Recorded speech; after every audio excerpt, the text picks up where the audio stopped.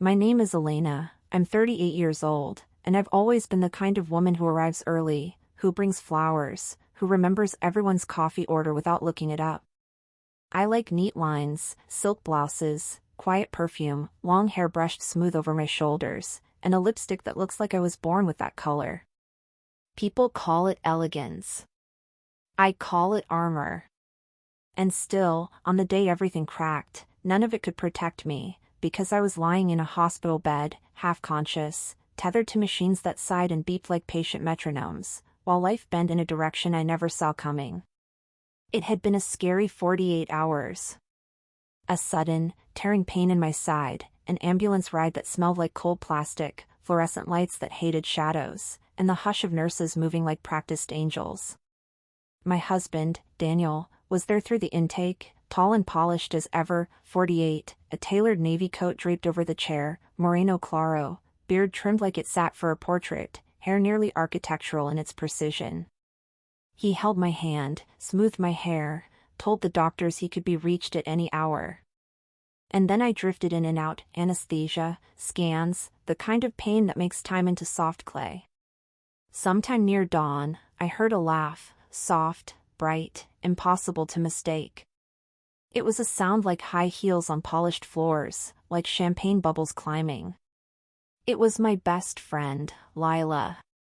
Younger than me by 8 years, beautiful in a way that made rooms arrange themselves around her, blonde hair cascading in glossy waves, a mouth like a billboard, dresses that always seemed to be 5 minutes from scandal, and a scent you could taste, sweet and insistent. I loved her. I really did. She had been with me through dead-end apartments and job interviews and the weird years when Daniel and I were just beginning, when everything felt fragile and full of possibility. Is she asleep? Lila's voice, soft, just a shade of a whisper. She's sleeping, Daniel said, and something in his tone pulled me back from the surface of sleep, like a hook catching fabric. It wasn't concern. It was relief. I kept my eyelids closed. I let my breathing stay even, like the slow wave of a tide. I came as fast as I could, Lila murmured. God, I was so worried. The chair near my bed creaked. Daniel moved. I felt his presence at my side. He squeezed my hand, but the squeeze wasn't for me. It was for the idea of me. She's okay, he said. They ran tests. She's stable now. And then a pause, an extra beat in a sentence that should have ended. A rustle, a subtle shift in the air, the whisper of fabric sliding against fabric. I could picture it without seeing Lila's hand, perfectly manicured, drifting to Daniel's sleeve. His shoulder turning toward her, tilting with a gravity I didn't recognize. I know the language of bodies. I know when a voice lowers not for privacy but for intimacy. I thought I'd lose you too, Lila said, and she said it in that tone, like there was a story only the two of them knew. Two. That little word struck me in the ribs more sharply than any morphine could soften. Two is a word that assumes closeness. Two is a word that carries history in its pocket. My heart started a confused drumline beneath the hospital blanket, and I told myself I was imagining it. Pain, exhaustion, the way machines make you feel like you're in a movie you didn't audition for. I told myself to breathe, to keep still. To wait. My intuition has saved me before, and it whispered, listen. You shouldn't have come, Daniel said. He lowered his voice even further. If she wakes up. She won't, Lila said. You said the meds would knock her out for hours. Another pause. Then a whisper shaped like a kiss against air, I missed you. Something inside me stood up. I didn't open my eyes. I couldn't. I needed the truth, not a performance. I waited, feeling my pulse in my throat. Daniel exhaled, a soft surrender. I missed you too. The room went very, very quiet. Only the machines dared to speak, beep, beep, beep, like a metronome keeping time in a song I never agreed to sing.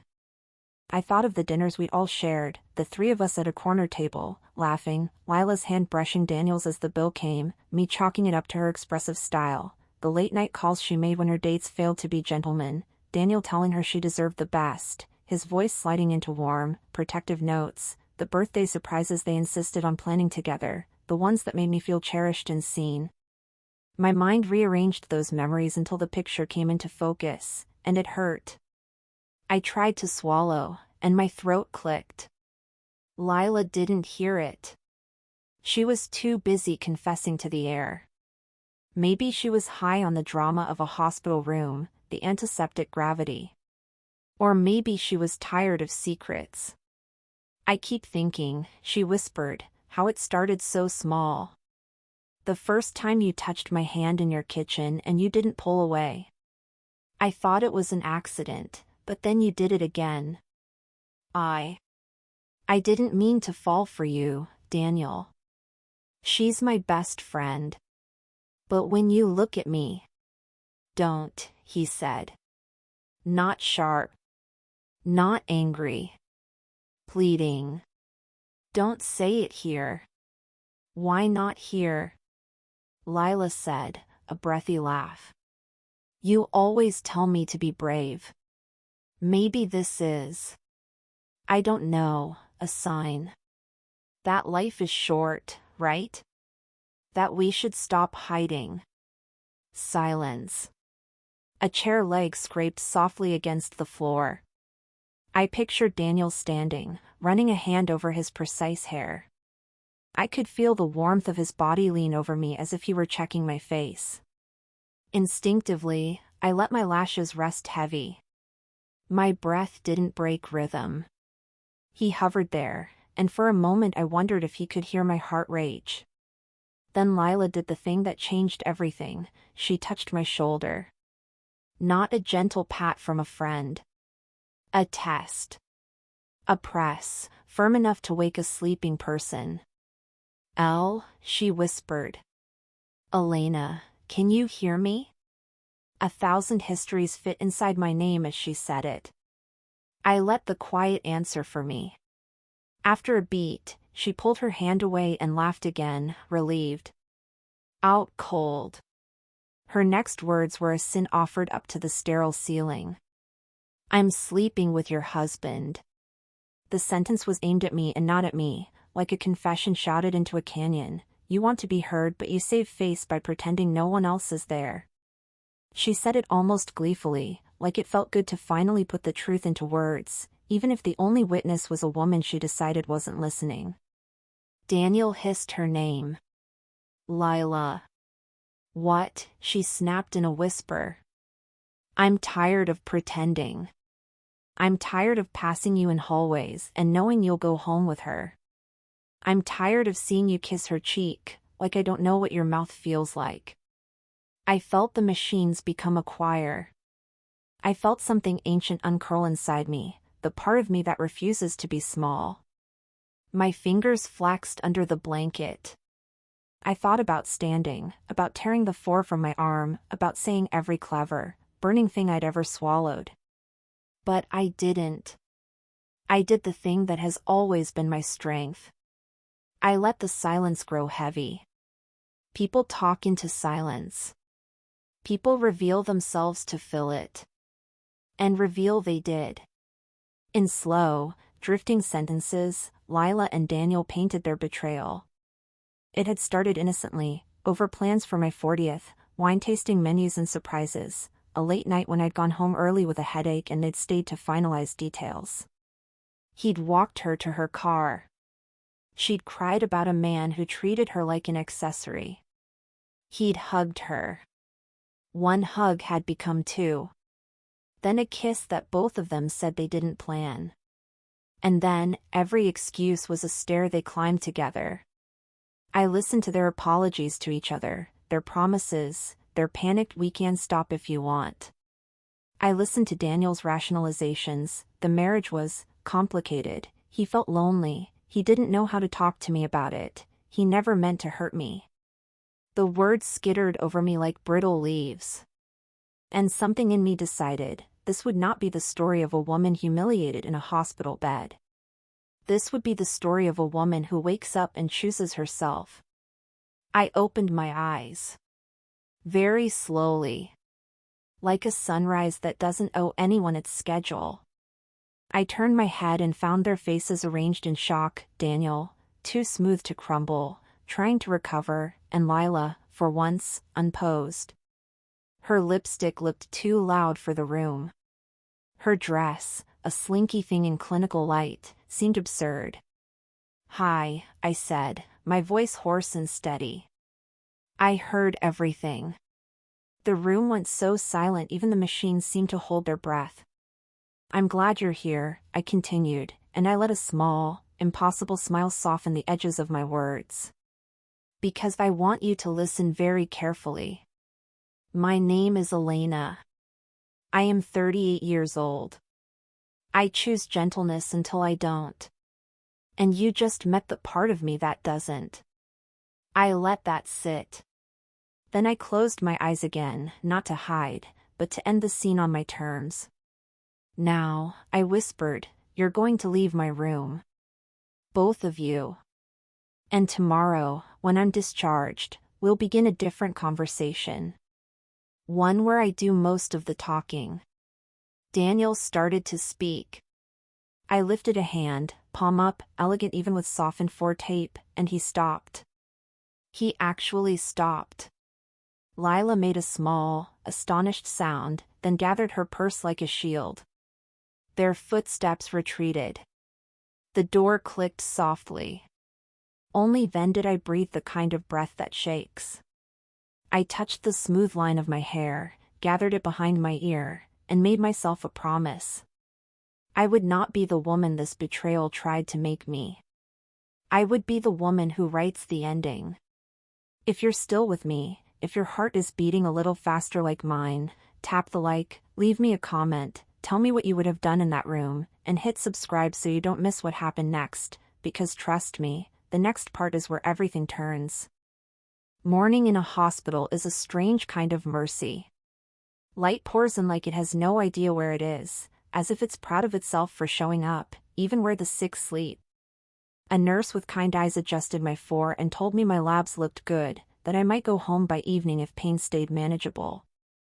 I nodded, thanked her, and when she left, I stared at the ceiling tile with the hairline crack and took inventory of the woman I had become in one night.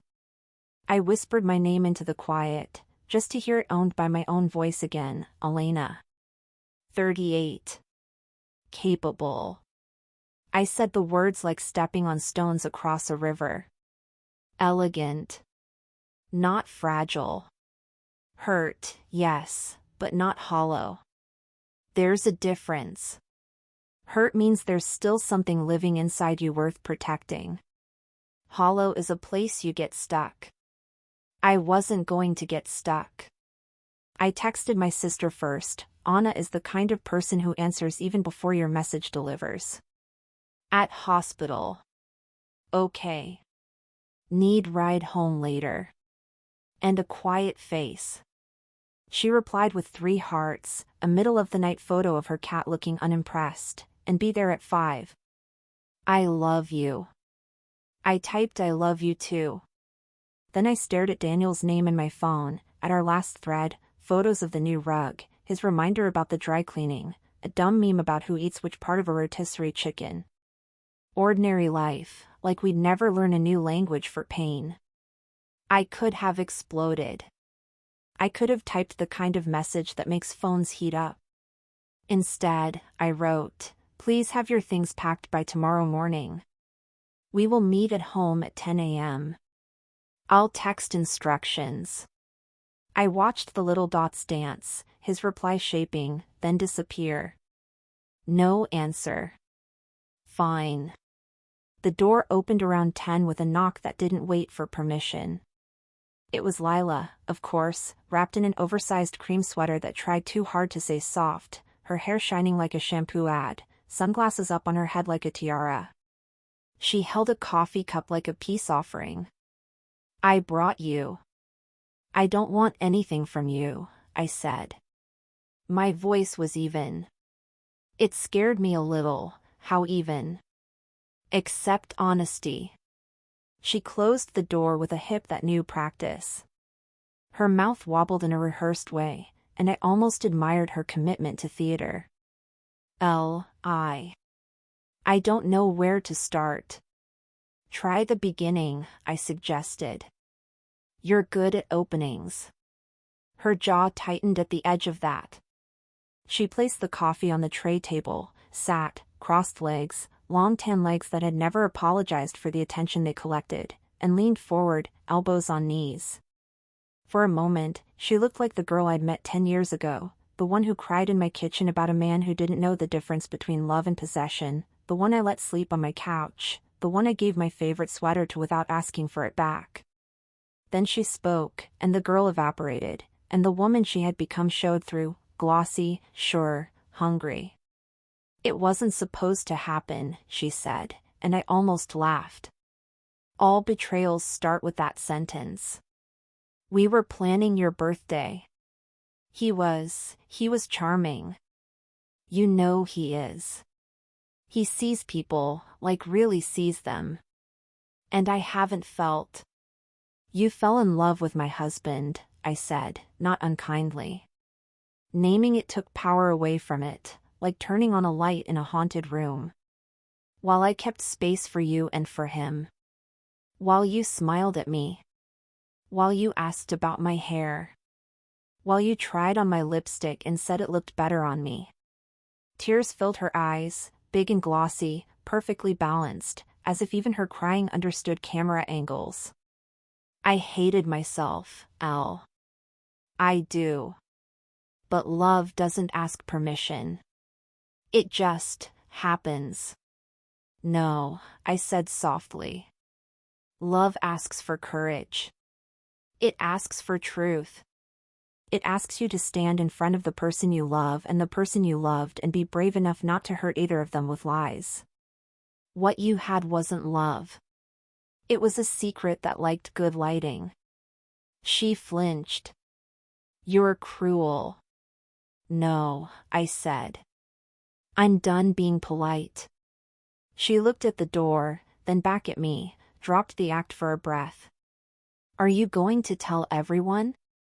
I'm going to tell the truth, I said. Truth doesn't need my help to be loud. It just needs the door open. I could lose everything, she whispered. That's the thing about building a house on someone else's foundation, I said.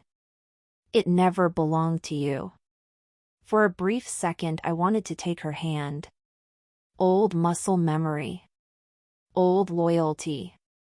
But then I saw her phone light up with Daniel's name, and whatever softness had lingered inside me packed up and left without a forwarding address. She followed my gaze and flipped the phone over. We were going to tell you, she said weakly. In a hospital room? I asked, and the question made her flinch again. You accidentally confessed while you thought I was asleep. I panicked, she said. I wanted. I don't know. To be real. Then be real now, I said. How long? 8 months, she said. No hesitation. She chose truth, finally. Or maybe she chose the fastest way through. My mouth made a small shape around that number. 8 months. All the seasons in it. The dinner parties. The Sunday mornings. The way Daniel had started going on runs that lasted longer than runs have any business lasting.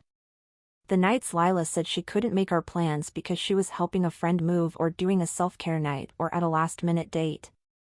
Secrets are a kind of calendar, apparently. What did he promise you? I asked. She looked away. That he'd figure it out. Of course he did, I said. He's always been good at figuring things out, as long as someone else does the bleeding. Her eyes hardened. You make it sound like you're the only one who hurts. I'm the only one who didn't get a choice, I said, and that ended it.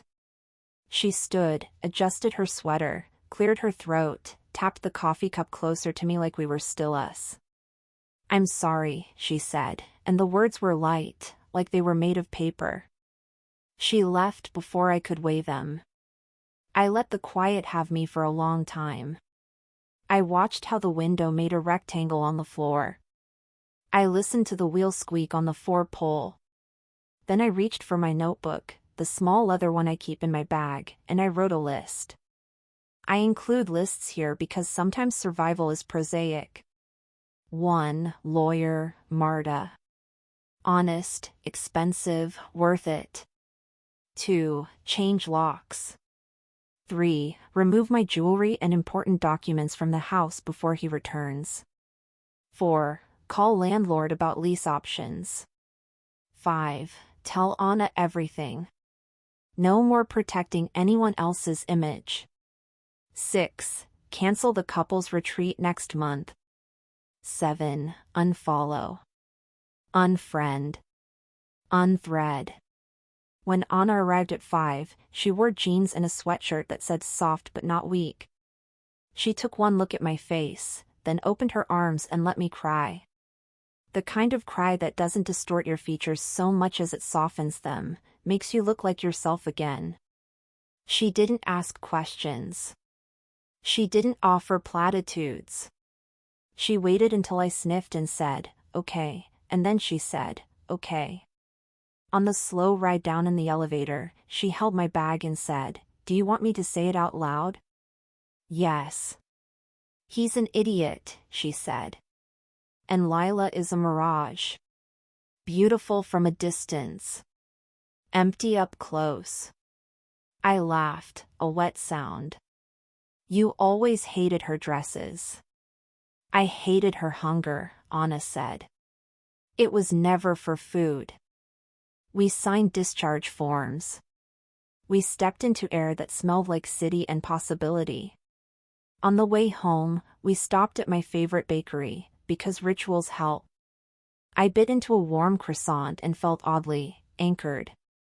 I texted Daniel again, 10 a.m. don't be late. Dots danced, vanished. Silence. Fine. That night, in my old bedroom at Anna's, she refused to leave me alone. I slept with my hair brushed and a silk scarf tied loosely so it wouldn't tangle, with moisturizer pressed into my cheeks, with the knowledge that even grief can't steal my habits. I woke at dawn with a plan and a steadiness I hadn't expected. When betrayal lights a fire, you can run from it or you can use it to see. I chose to see. And if you're still with me, if you've ever gone to war with the version of yourself that wanted to shrink, stay close, because tomorrow at 10 a.m., in my living room with the good light, I was going to meet my husband and my former best friend, and I was going to tell them how the rest of our story would go. Our living room has always been a little too perfect. Cream sofa that looks like it scolds people for wearing jeans, glass coffee table that begs for coffee table books, art hung in measured triptychs, a rug that belongs in a design magazine. I used to love it, how it held the illusion of control. Today, I loved it for a different reason. It was a stage, and I had a script. I arrived an hour early. Anna came with me. We changed the locks. We moved the safe to her trunk. We took my jewelry roll, my documents, my grandmother's pearls that had survived 4 women and now would survive me. I opened windows. I brewed coffee because I refused to let anyone tell me what rituals I'm permitted to keep. I wore a white blouse with a soft bow at the neck, black trousers, hair glossy and loose. Elegance is not denial. It's declaration. I am still me, it says, and I will not let you rewrite me as less. At 9:58, a key turned in a lock that no longer recognized it. The handle jiggled. A knock, controlled, embarrassed. I opened the door. Daniel stood there with an overnight bag, jaw tight, beard precise, hair immaculate. He glanced at Anna, stone-faced on the couch, and then at me. "Elena," he said. He reached for the warmth in my name like a man reaching for a coat when the weather changes. "Daniel," I said. We'll start when she arrives. He swallowed. Lila is coming? You invited her to my hospital room, I said. She can manage my living room. I stepped aside. He entered like a guest in a museum, careful not to touch anything.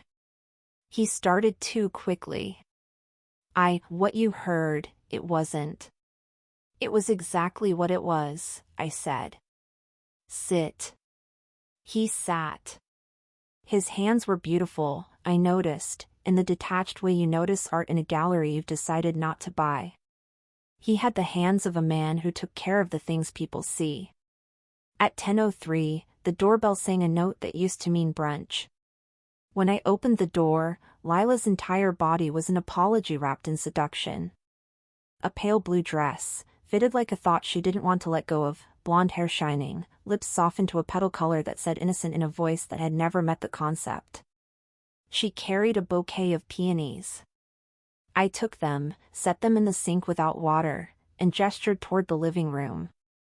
We sat like figures on a chessboard, Anna beside me, solid, Daniel across, Lila angled at him like a sundial points to light.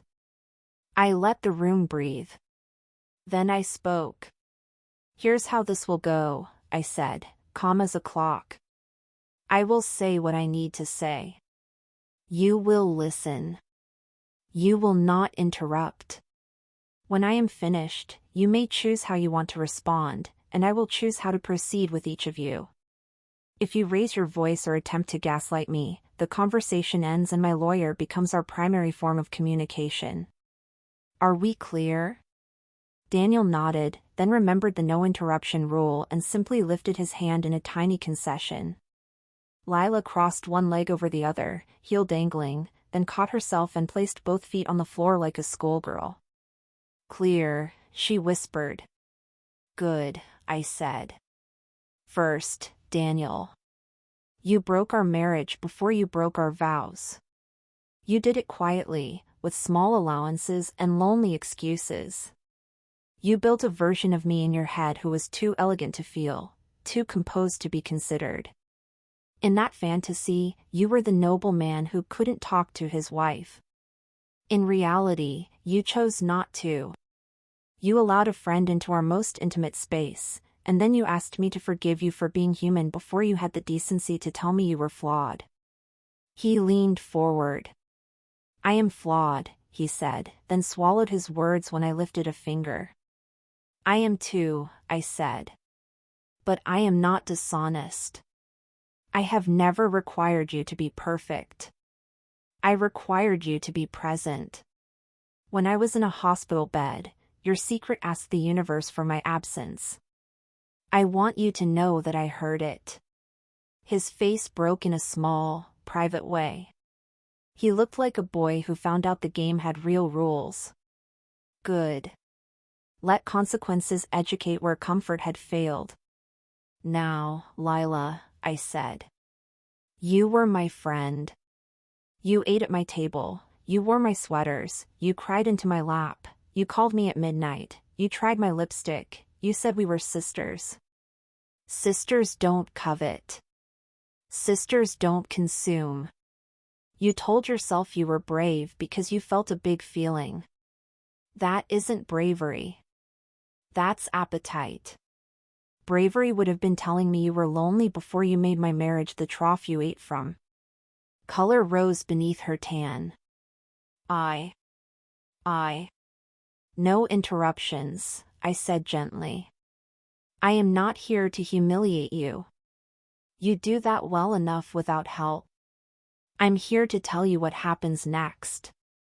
I reached into the folder on the table and placed 2 envelopes before me. I have spoken with a lawyer. Daniel, these are the preliminary separation terms. I am not interested in a slow bleed. We will be clean and kind and quick. We will divide assets according to fairness, and by fairness I mean the truth of who built what and who carried which load when it was heavy. You will vacate the apartment by Friday at noon. Anna will be present. I will not. If you need a list, I've made one. He opened his mouth, closed it, nodded. The nod was small, almost relieved, like some part of him wanted an adult to finally say, "Stop." "Lila," I said, turning. "I will not call your employer or your mother. I will not post screenshots or compose a thread. I am not here to make you internet famous for the wrong reasons. But I am also not erasing myself for your comfort. People will know because I will not hide. When friends ask me where you've been, I will say, she was sleeping with my husband. When you step into rooms we used to share, I will step out. Choices have a price." She drew in a breath and then something interesting happened. She truly, finally cried. Not pretty tears. Not calibrated. Her shoulders shook. The sound was human and ugly and, for the first time in a long time, honest. "I lost you," she said. "No man is worth that." "Then let that sentence be your mirror," I said. "Look into it until you can stand what you see." For a long moment we sat in the sound of a life shifting. Even the building seemed to listen. Somewhere, a neighbor's blender made a brief, hopeful whir. A car horn chirped twice like it was chuckling. In that humble soundtrack, I found a strange softness. I am not a saint. But I am also not a judge. I am a woman who survived the thing that should have swallowed me. "Here is what I want," finally, I said. "I want peace in my house. I want mornings that smell like coffee and not paranoia. I want my body to belong to me again. I want laughter that doesn't come with inventory. Daniel, you may send me your proposed revisions through Marta. I will be at Anna's for now. Lila, you will not contact me. If you need something of mine that you left here, because of course you left things here, Anna will coordinate. After today, we are ghosts to each other." Daniel looked ill. His hands worried the seam of his trousers. "Elena, I loved you. You loved who you got to be with me," I said. "Learn to love who you actually are." Lila wiped her face with the back of her hand in an unglamorous swipe. "I'm sorry," she said, and this time the words had weight. I didn't accept the apology. I didn't reject it either. I placed it on the coffee table like a paperweight. It could keep some light papers from blowing away. It could not hold a life. They left. The door closed. The apartment sighed. I walked to the sink, looked at the peonies, tight fists of a flower that refuses to bloom on anyone else's timeline, and, on impulse, I filled a vase and gave them water. Mercy for flowers is easy. Mercy for people takes time. Anna came up beside me and bumped my shoulder with hers. "I like you," she said. "I like me too," I said, and that felt like a miracle. We spent the afternoon packing what was mine into neat boxes. I left the heavy furniture. I took the art that I had picked on quiet Saturdays. I took the cookbook with my mother's notes. I took the rug because I had wanted it more. I left the coffee table books because they were his conversation starters. I left the wine opener because it looked like a question mark that had finally become a period. As the sun moved across the wall, I let myself feel the ache. The ache is not the enemy. It's the proof that you lived. I sat cross-legged on the cream sofa I used to treat like a museum piece, and I cried until my throat tasted like pennies. Then I laughed at the ceiling for making me choose between one and the other. The ceiling, being a ceiling, kept its opinions. That evening, we locked the door behind us. I slid the new key into my pocket and felt lighter than I had in months. On the sidewalk, an old man tipped his cap at us. A teenager blasted music that didn't care who was listening. A woman balanced a pizza box and a toddler with the grace of a goddess. Life, indifferent and tender, went on. I stepped into it like a woman whose name belonged to her again. In the weeks that followed, healing didn't look like a montage. It didn't look like green juice and a revenge body and new kisses under street lamps. It looked like paperwork and quiet and choosing which drawer would hold my socks. It looked like walking to the corner market and saying good morning to the owner as if the word had never tasted bitter. It looked like waking up at 6:30, making coffee, and sitting by Anna's window with my hair down, letting sunlight find me without asking if I'd done enough to deserve it. People found out in the way news travels when you don't hide it. Not through announcements, but through the soft traffic of truth.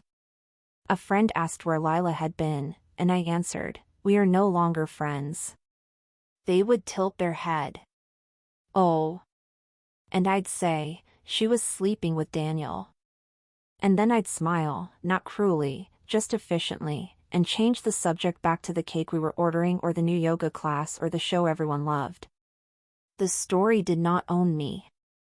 I owned the context. Daniel sent proposals that were surprisingly civil. Maybe the stage I set in our living room taught him the usefulness of clean endings.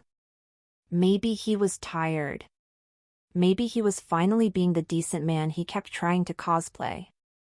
We signed papers. We divided. We returned keys. He moved to a sleek rental with a doorman who pretends to forget your name until your tips teach him. I kept the rug. I kept my grandmother's pearls. I kept my name, which is to say, I kept myself. As for Lila, she disappeared. Or rather, she kept being seen, just not by me. Mutual acquaintances reported hair changes and quieter dresses and apologies that sounded like they were learning to sit in her mouth instead of posing on her lips. She reached out once, an email with a subject line that said please, and I didn't open it. Mercy is not the same as proximity. Forgiveness can be a closed door. I went back to work 2 weeks later. My desk plant had decided to live. My assistant left a note that said, "We missed your coffee orders." I smiled at that. I let my competence be its own refuge. There is a particular grace in doing the thing you're good at when your personal life has tried to tell you you're bad at everything. At lunch, I took myself to a small restaurant where the waiter knows my name and the pasta arrives like a kind of prayer. I sat there with my notebook, and I wrote a line that I want to leave with you now. I did not need to win. I needed to be free. On a Thursday that felt like it wanted to be kind, I took myself to the museum. I walked slowly through rooms that understand time. I stood in front of a painting I've seen 100 times, a woman in white, sitting upright in a chair, face unreadable, hands folded in her lap like they are holding a promise. People always call her distant. Today, I saw something else. I saw a person who has learned the cost of her calm and chosen to pay it because the alternative is to be held hostage by storms. I whispered, "I know you," and a guard smiled at me like I just told a secret to a friend. On Saturday, I cut my hair. Not drastically. I kept it long, because I like the way it moves when I turn my head, the way it reminds me I have a body that belongs to me. But I added soft layers that catch light. I bought a lipstick that is not my old shade and not Lila's, something warmer, like a sunrise that happens close to the ground. I came home and put on music and danced with myself in the kitchen, which is a sentence I never thought would feel holy. Sometime in the month after papers were signed, I saw Daniel across the street. He looked smaller. Not ruined. Not heroic. Just human, finally. He saw me and raised a hand, a small hello offered to the version of me he once loved and the version of me who refused to fit inside his idea. I nodded. It was enough. We kept walking in opposite directions, carrying our respective groceries. People will ask me if I ever forgave them. Forgiveness is not a switch. It is a path. Some days I walk farther along it than others. Some days I sit on the side of it and pick at the grass and mutter. But I keep facing forward. I keep choosing not to carry what does not belong to me. You might be waiting for the twist, the cinematic revenge, the public speech that makes everyone gasp. The truth is simpler and harder. I built a life so full of care that their betrayal could not define its edges. I learned to cook a new dish and burned it twice and fed it to Anna anyway, and we laughed until we had to open the window. I fixed a leaky faucet and felt like a mechanic. I bought a small, ridiculous lamp shaped like a mushroom and felt joy every time I turned it on. I learned the names of birds on my block. I remembered I liked to swim. One afternoon, I found the courage to go back to the hospital with a box of pastries and a thank you note addressed to the nurses who had tended to me on the worst night. The same white corridor, the same antiseptic scent, the same hum of humanity. I handed over the box and the note, and the woman at the desk looked at me like I'd done something rare.